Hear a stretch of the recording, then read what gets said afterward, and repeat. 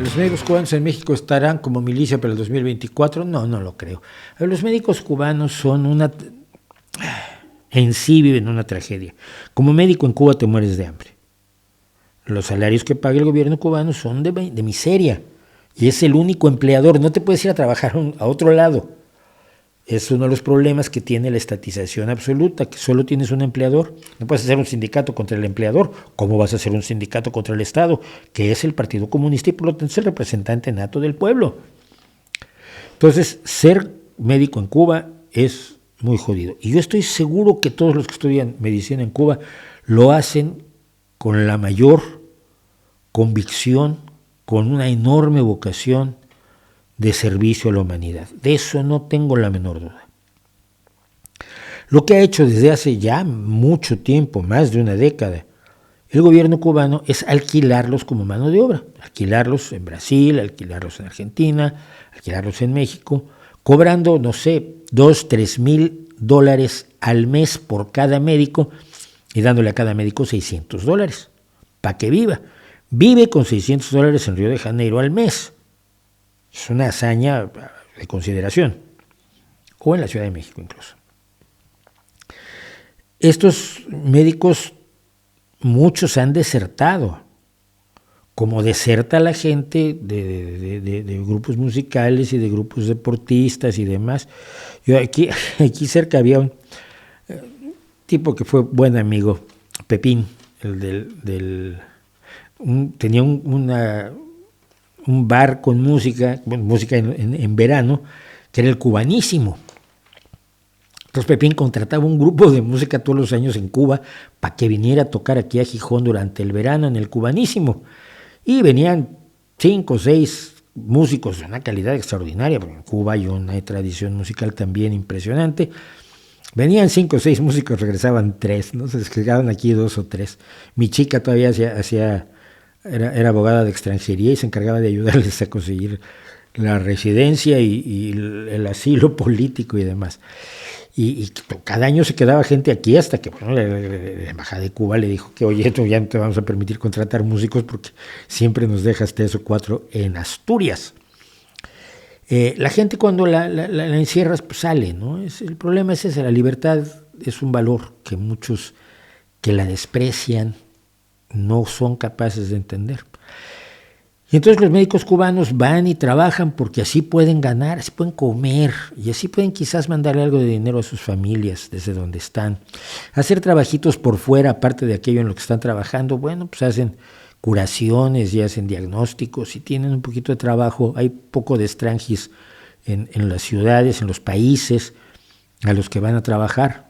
Y cuando pueden se quedan, cuando no pueden por sus familias, pues no se quedan y regresan a Cuba. Y cuando salen de Cuba tienen que hacer una manifestación y decir que Fidel es grande y que bueno, ahora Díaz-Canel es la hostia, en bicicleta, y tienen que decir que arriba la revolución. Tienen que hacerlo. Como los niños que en México, que los lunes, no sé si todavía se haga, me parece horroroso, se hace la ceremonia de la bandera y cantan el himno, cantan las canciones horrorosas estas militaristas de Es mi bandera. Bueno, este tipo de cosas que hay que hacer. Pero los médicos cubanos no tienen la culpa absolutamente de nada. Son víctimas del sistema, son víctimas de la incapacidad de Castro de buscar a los expertos necesarios para hacer una economía que funcionara. Nada más, no, tampoco es una cosa tan complicada. Son víctimas de la necedad de toda la élite del Partido Comunista Cubano, que finalmente ellos siempre han vivido bien. Yo he estado con ellos, y sé que ellos no tienen problemas, ellos no tienen hambre.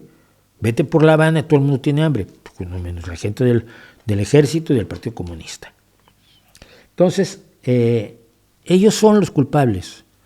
Los médicos cubanos son tan víctimas como todos los demás cubanos, y esto siempre hay que dejarlo muy, muy, muy claro.